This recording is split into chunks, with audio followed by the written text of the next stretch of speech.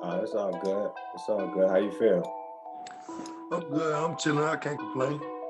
Good, good, good. So, I want to congratulate you on the release of your debut album. It's up. Got a lot of bangers on there. Appreciate it, man. I tried. Yeah. So, can you kind of just break down what it took to create the album and the creativity behind it? Well, first off, it was just most of the part. It was just having fun. You know what I'm saying? It was just in the studio at the time and just having fun on the beat. But a lot of other songs, it just came from a story. You know what I'm saying? I know I can tell. It's my best way of telling it. So majority of the songs, that's why it's different feelings to each song. You got some songs you can turn up with, some songs you can vibe with, some songs you can feel. So it was just different vibes. That's how it, and we just put it all in one project. Cool. So, what's the connection with you, DJ Swamp Izzy and DJ Double J? They hosted the album. So, what's that connection with you three? Yeah, man, they well, Double J, he always been a a homeboy to the group, to the D&E family. You know, it's more than just music. So it was love when he hopped up there. That was something that we all knew. Swamp Izzo, we came out there to the A, and matter of fact, I had my listening party with Swamp Izzo and DJ Plug. And while we was in the studio, they went crazy, and that was just off hearing the beat, but I even hopped on it yet. And when they heard it, it just turned up. It turned up all the way. Swamp brought me out there to the A, to the Blue Flame where he turned up at, and they really just vibed out with it. But I appreciate both of them for hosting it. Yeah, no doubt. One of the songs, well, actually there are a couple, but I guess my favorite song on the album right now is "Stay Mad" with you, Rico. Just the way you constructed that particular track is phenomenal. You allow Rico on the hook to shine without taking away for the main event, which is you. With the songs that you have on the album, which one would you say is probably one of your favorites? That's a hard one. It recently just changed, to be honest with you. It recently just changed. It was Problem. That was my number one up there. But now I gotta say, I rock with Daily hard. I gotta say Daily. Yeah. I can agree with that. So, when you was putting this album together, I'm pretty confident you had a treasure chest full of just dope music. How did you go through determining what made the album and what didn't make the album? And is there a song that did not make the album that you wish could have made the album? Yes, it is. As a matter of fact, as far as in the beginning, we had the songs. We actually had some picked, and I think we might have switched out one or two of them. But it is one song that I wish could have been on there. I think, as a matter of fact, we might put that on It's Up too. I don't know yet, because I got a group of songs, some that didn't make it to It's Up, that we're gonna put on It's Up too. We got to pick from them. It's a whole lot. So I really feel like one song I did that's Dreads, I feel like that should be on too. Yeah. So when it comes to the features on It's Up, like I said a few moments ago, you had Rico, and then you had Renee Rucci. What was it like working with both of those artists? Both of them are good artists. It was new, but it was also like, it felt like I've done it. Like I wouldn't say done it before, but it felt like it was different because they was cool. It's like when I met Renee Rucci in the studio, she act like it was just her and her homegirl. I think one more person when he left, and it was me and my road manager. It was like they vibe with us like we've been knew each other. Like, yeah. You know what I'm saying? So with them, it was an experience like, it was new because I never met them. And status of them, but at the same time, it was like, we did that, you know what I'm saying? Because the vibe at the time, like, and that caused a good relationship, you know, in the future. So that's why we are. So that means we're definitely going to see more collabs with you and Renee and Rico. Most definitely. You put most definitely in the future. There's another plan. Get another one. So I would say most definitely. Okay. So, you know, we can't talk about you without mentioning North Carolina, which is where you're from. All right. And right now, in my opinion, there's a light on North Carolina for the fact that you got the baby from North Carolina. Of course, you got J. Cole, yourself, and then there's another up-and-coming artist by Maury coming out of NC. Man, imagine you four on a song together, what that would do to the foundation of hip-hop and just North Carolina in general. Do you see yourself, or do you hope that you and maybe one of those three artists that I named would, you know, get in the studio together and make some music? Almost definitely, because that'll turn up for the people that's out here making music too in North Carolina, and that'll put a bigger name on North Carolina. They'll see that we working it. And just to have the baby and J. Cole, like top artists like that, and they're from North Carolina. You know, as a matter of fact, J. Cole and I think Maury, they both from Fayetteville. So I know they'll vibe hard, and it'll most definitely be turned up situation for North Carolina and for the music industry. Yeah, no doubt.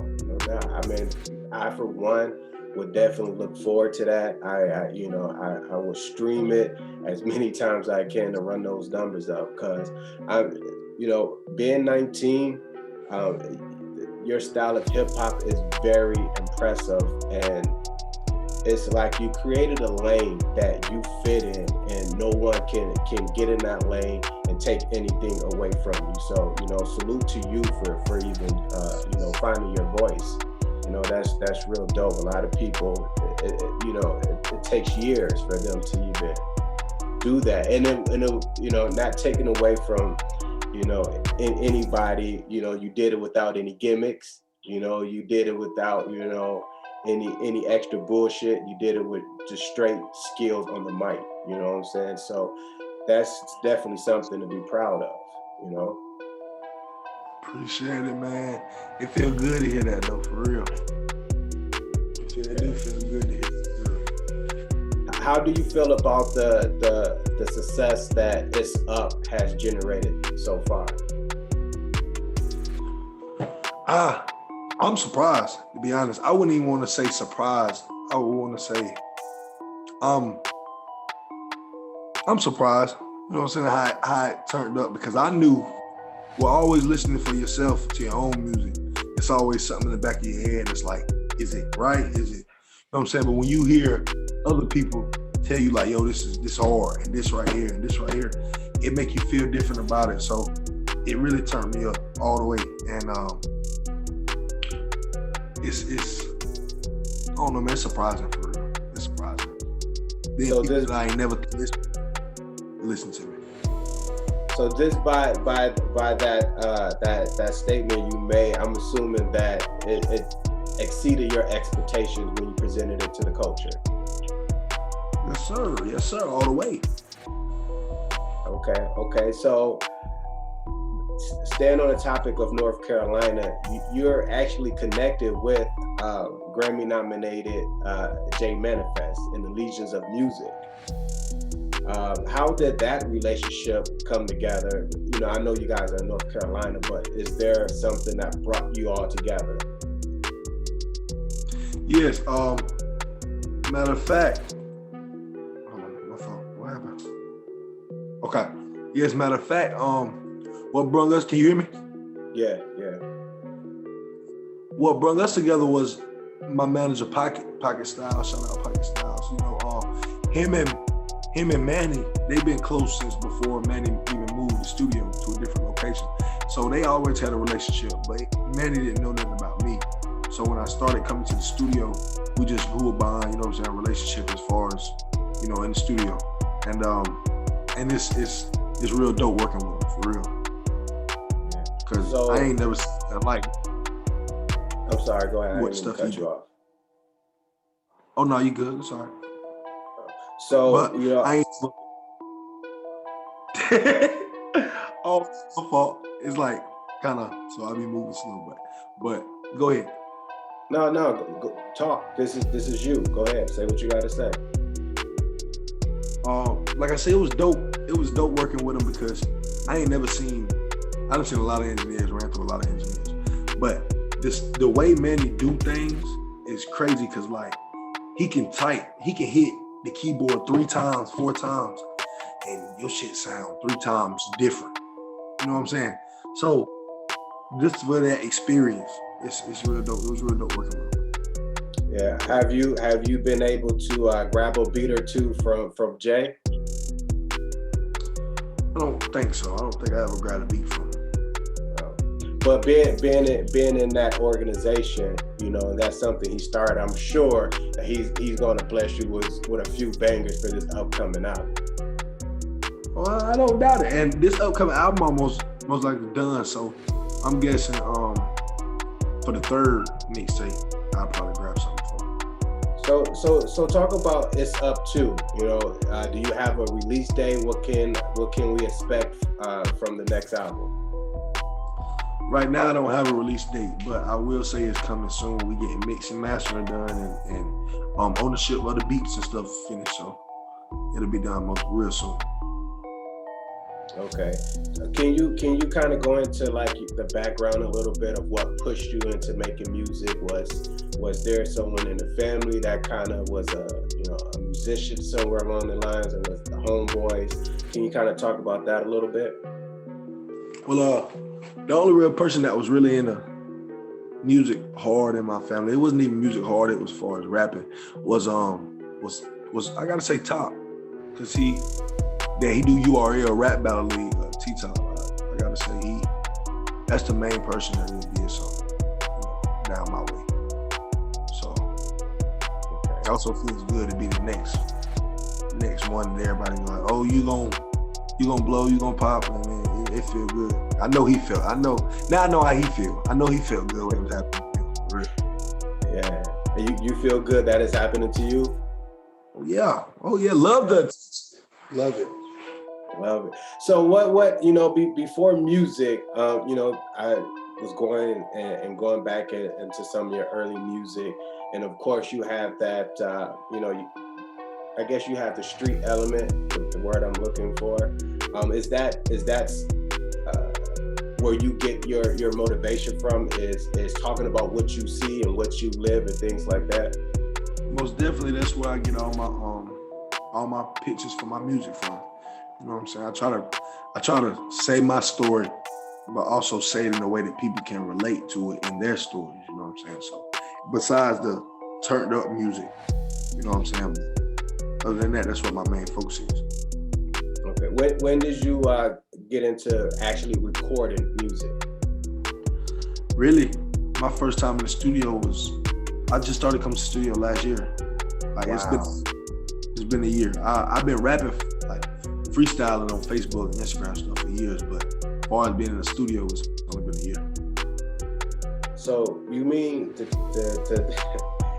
tell me, like within a year of you recording, I see in your Spotify wrap up, you got over 200K streams, and that's just in a single year. Nobody never heard of you outside of North Carolina. No. Well, besides people in the A, but other than that, they ain't. Wow.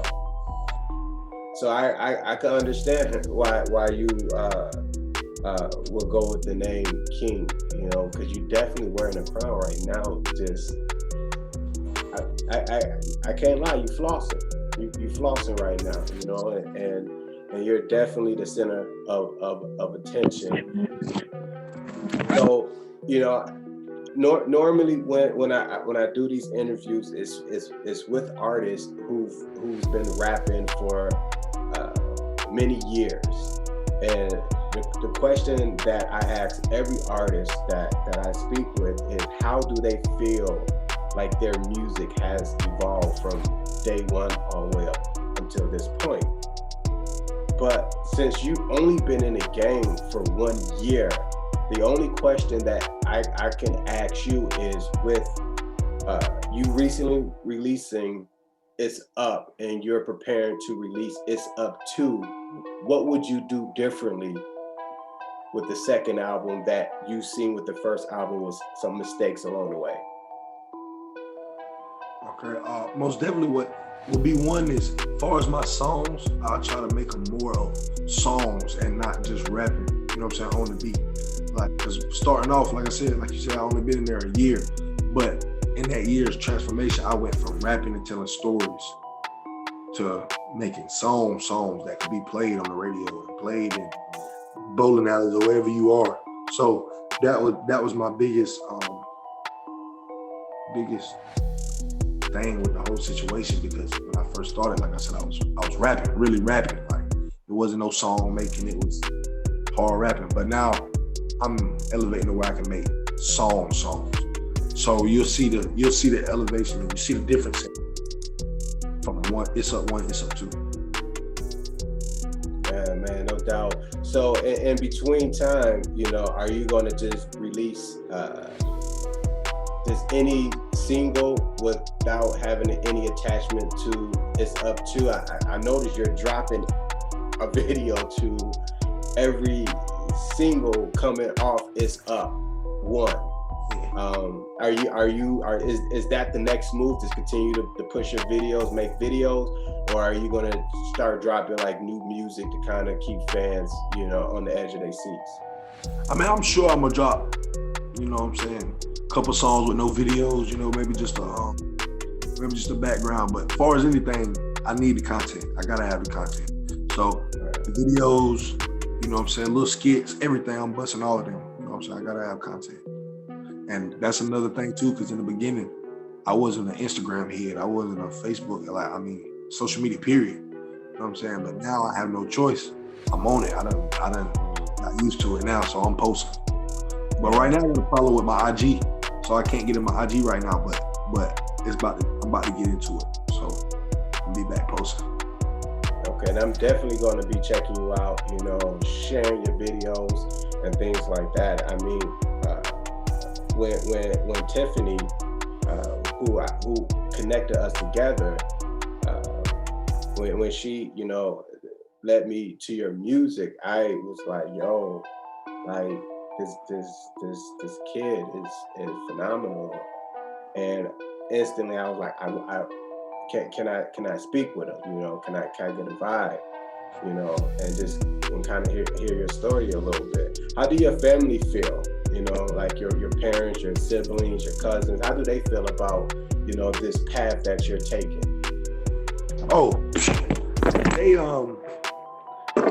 my grandma, they going crazy for real, because in the beginning when I told them, like, hey, I'm about to start rapping, like somebody really want to start putting me in the studio, you know what I'm saying? So when I and that, it was always, we know you to rap on Facebook and stuff. So that's one thing. But if somebody finna put you in the studio, somebody really want to do all this and do all that with you. And when I showed it to them, it was like, they were surprised, because I was always the one that's like, oh, he doing this, I know I gotta worry about him doing that, and he always doing this right here. But now I see a smile instead of a frown when they see I'm doing something. You know what I'm saying? So it just made me feel a whole lot better. So that's what the big thing with the family. They really rocking with me. Okay, so let's talk about some of your accolades. You was number 14 on the BET Fresh Face Jams, number 4 on the Urban Influencer Rap Mix Show.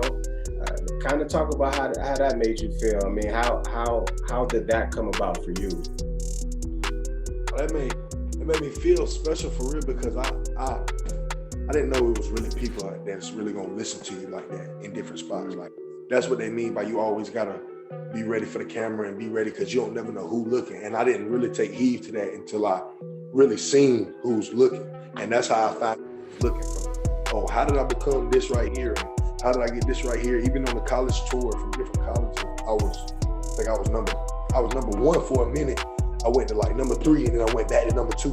So it just made me feel special that people really listening. It made me think like people really looking at you the whole time.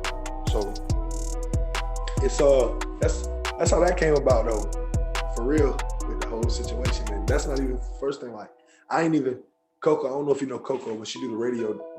She do radio down here, and she had a top 1, matter of fact, song on a week, like that, song on the something. But I didn't even know I was the first. I was her pick. I got picked like three weeks in a row. I didn't know that. That was something. I would have never knew. I didn't even know people was looking at me from that angle, from that social media site, but they are. So it's a visual of how many people are really looking at you.